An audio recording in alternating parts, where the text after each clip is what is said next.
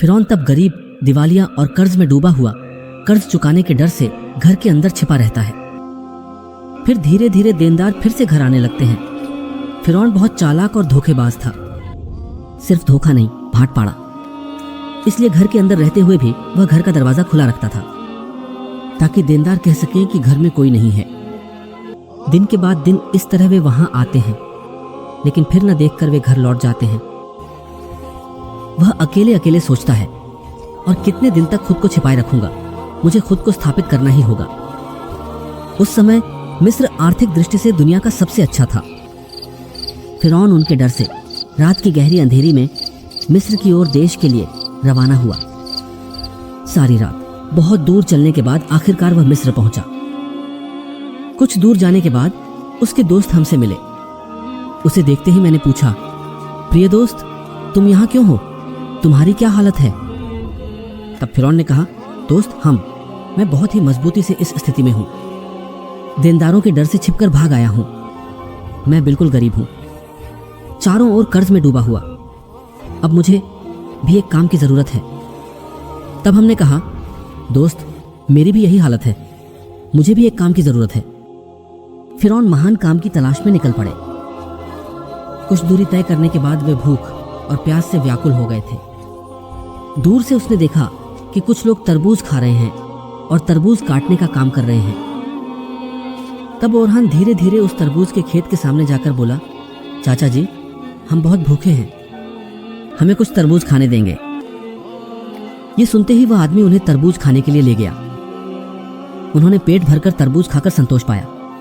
उसके बाद तरबूज के खेत के मालिक ने उनसे पूछा, मैंने तुम्हें पहले कभी नहीं देखा, तुम कहां से आ रहे हो? तब उसने कहा, हम विदेशी हैं, काम के लिए आ रहा हूं। तरबूज के खेत के मालिक ने सोचा कि उसे भी काम करने वाले लोगों की जरूरत है, इसलिए उसने उनसे कहा, क्या तुम मेरे पास काम करोगे? मुझे कहा, बिल्कुल काम करूंगा। तब तरबूज के खेत के मालिक ने कहा, मेरे पास काम करने के लिए ईमानदारी से काम करना होगा, चोरी नहीं की जा सकती।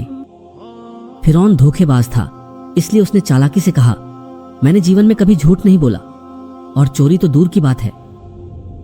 इस तरह विभिन्न चालाकी के तरीकों का इस्तेमाल करके फिरौन और उसके दोस्त हान तरबूज के खेत के मालिक का मन जीतकर काम पर लग जाते हैं। पिछले दिन से फराओ हमान तरबूज लेकर बाजार जाता है। बाजार से तरबूज को ज्यादा दाम में बेचकर मालिक के पास ज्यादा लाभ दिखाता है।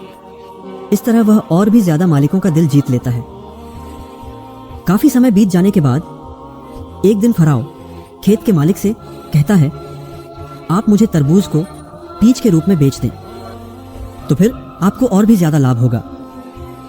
तब खेत के मालिक उसकी बात मान गया। इसके बाद अगले दिन से फराओ तरबूज लेकर फिर से बाजार में बेचने चला गया। क्या आप उत्तर बंगाल को फिर से खरीदेंगे? फिर कभी कभी वह चोरी भी करता था और बाजार में आकर तरबूजों को काटकर छोटे छोटे टुकड़ों में बेचता था। इस तरह चालाकी करके उसने बहुत सारा पैसा कमाया। एक रात फराओ ने अपने दोस्त से कहा, अमान, अगर हम इस तरह सिर्फ तरबूज बेचते रहे तो हम जिंदगी में कुछ नहीं कर पाएंगे, हमें कुछ और करना होगा। उस समय एक अद्भुत घटना घटित होती है। मिस्र के राजा ने अपनी सेना द्वारा देश में एक विज्ञापन जारी किया। सेना विभिन्न जगहों पर जाकर कहती है कि इस प्रकार सूचित किया जाता है कि मिस्र के कब्रिस्तान में एक श्रमिक की आवश्यकता है।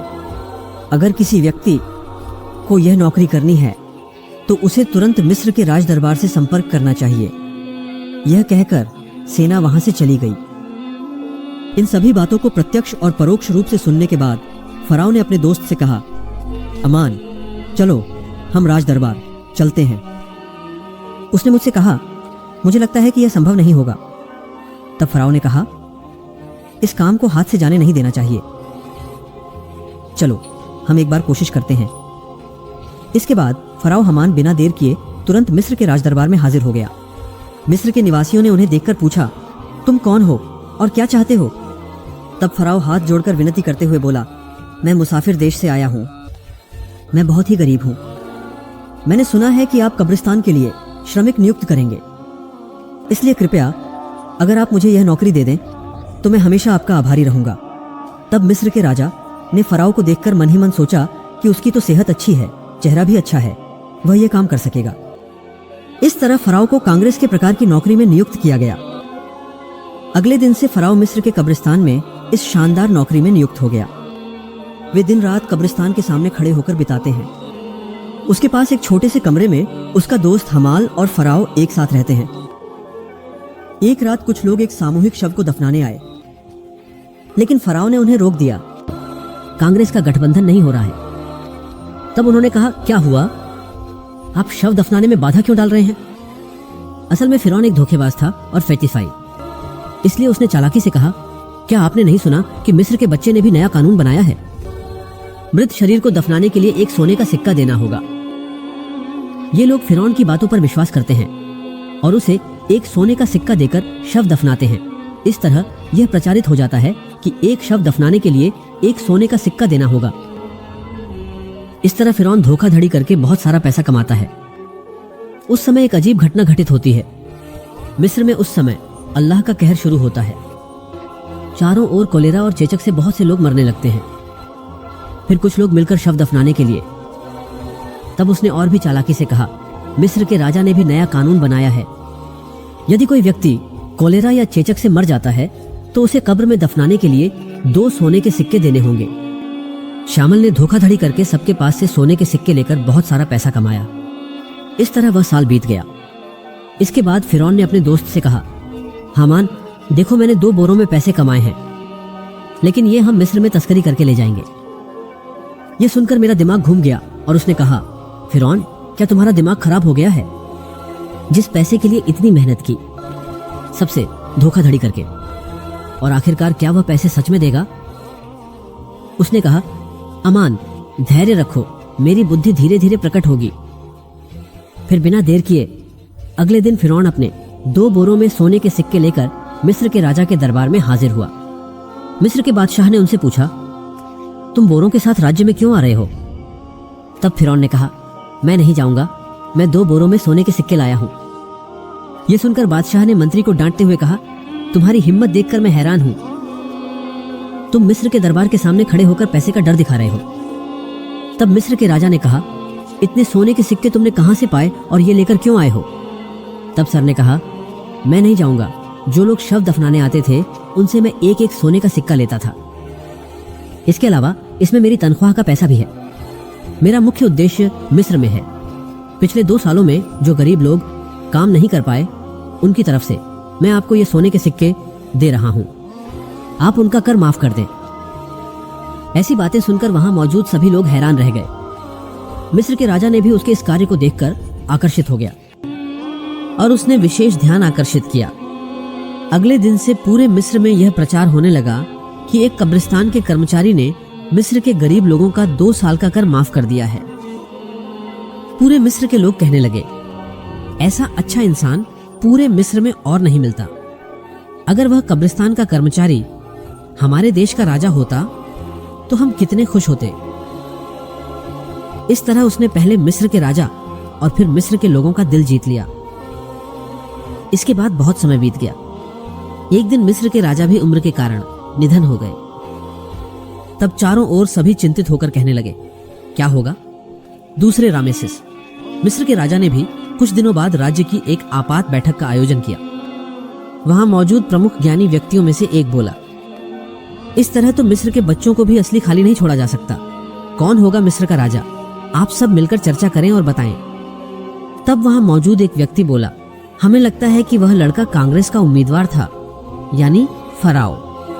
उसकी जैसी सेहत वैसी ही तेज बुद्धि है। इसके अलावा वह तो बहुत अच्छे से जनता की बातों का ध्यान रखता है। हमें लगता है कि उसे राजा बनाया जाना चाहिए। तब उस प्रमुख ज्ञानी व्यक्ति ने कहा, ठीक है, तो ऐसा ही हो। सबकी अनुमति से मिस्र का राजा शुरू हुआ। जो व्यक्ति एक दिन तरबूज बेचता था वह कब्रिस्तान में शानदार था। किस्मत के बदलाव से आज पूरे मिस्र में उत्सव है। असल में फराओ कितना नीच था ये किसी को नहीं पता था।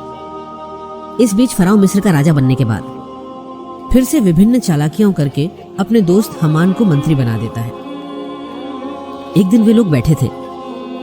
उन्होंने अचानक घोषणा की, पूरे मिस्र में पिछले 1 साल में किसी भी व्यक्ति को कर नहीं देना होगा। ये सभी कर फिर से माफ कर दिए जाएंगे। इस खबर को सुनकर पूरे दुनिया के आम गरीब लोग बेहद खुश हो गए। हालांकि राज्य के घर में लौटने के लिए कोई और नहीं था। तब उसने मुझसे कहा, दोस्त फराओ, अगर इस तरह सभी कर माफ कर दिए तो चुनाव कैसे होगा?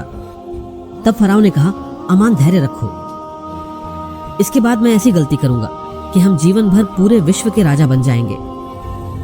ऐसी कोई ताकत नहीं है जो हमें हरा सके, इसके लिए बुद्धि की जरूरत है। प्रिय दर्शकों, आज के लिए बस इतना ही, और अगर आप इसका दूसरा 12 देखना चाहते हैं तो कमेंट बॉक्स में बता दें।